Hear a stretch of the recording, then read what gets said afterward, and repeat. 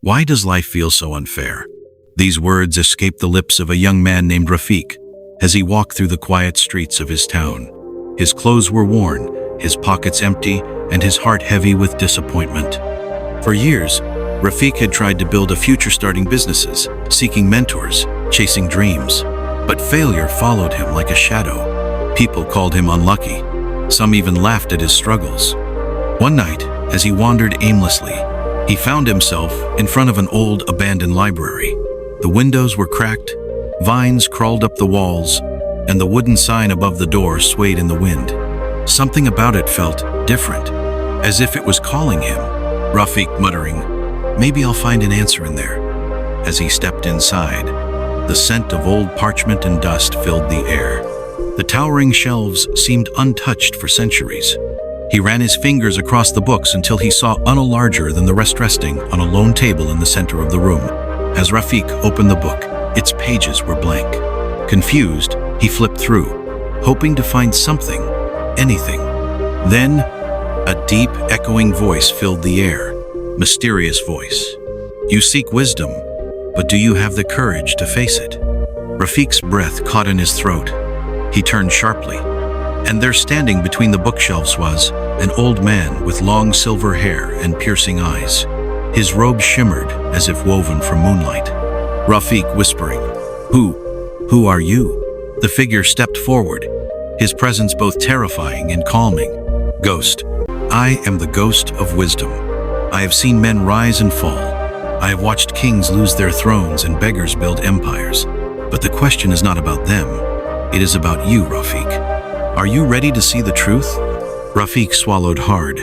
He wanted to say no, to turn and leave, but something inside him whispered stay.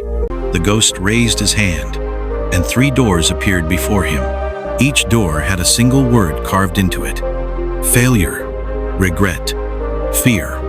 Ghost, every man faces these in his life. Choose wisely, for what you see inside cannot be unseen. Rafiq hesitated, then reached for the first door. Failure. As it creaked open, he found himself no longer in the library. Instead, he stood in a grand palace.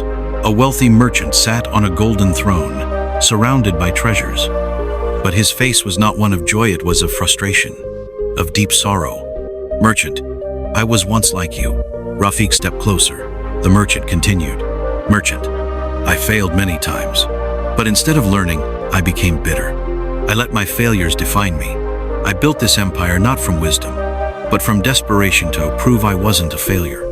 But tell me, young man, what is the use of gold if your heart is still empty?" Rafiq's eyes widened. Before he could respond, he was back in the library. The ghost watched him. "Ghost, failure is only permanent if you refuse to learn. Choose again." Rafiq turned to the door labeled regret. This time, he found himself in a dimly lit room. An old man sat at a wooden desk, stacks of unfinished letters before him. His hands trembled as he held a pen, but he did not write. Rafiq slowly approached. "Old man, I had dreams, great dreams, but I always waited. I always told myself, not today. Tomorrow will be better. Next week, next year." He let out a hollow laugh. "Old man, do you know what I learned, boy? Tomorrow is not promised. I waited too long. And now, the only thing I have left." His voice cracked as he lifted an unfinished letter. "Old man, are words that were never spoken and chances that were never taken." Rafiq clenched his fists. How many times had he waited for the right moment? He was back in the library once more. "Ghost, the right time does not exist, Rafiq. It is only the time you choose to act." Rafiq turned to the final door. Fear. He was surrounded by the people from his town, the ones who doubted him, the ones who mocked him. Their voices filled the air. "You will never succeed. You're a failure. Give up, Rafiq. People like you never win." The words cut deep. Rafiq gritted his teeth, his hands shaking. The ghost appeared beside him. "Ghost, fear is the loudest voice in your mind. But tell me, Rafiq, who decides if their words are true?" Rafiq gasped for breath. He wanted to believe the ghost, but doubt still clawed at his chest. Then he looked around. The voices weren't real. The people weren't real. It was only his own mind, his own fear. Rafiq whispering, "I do." And just like that, the voices stopped. The darkness lifted. "Ghost, you have seen what you needed to see. The past does not define you.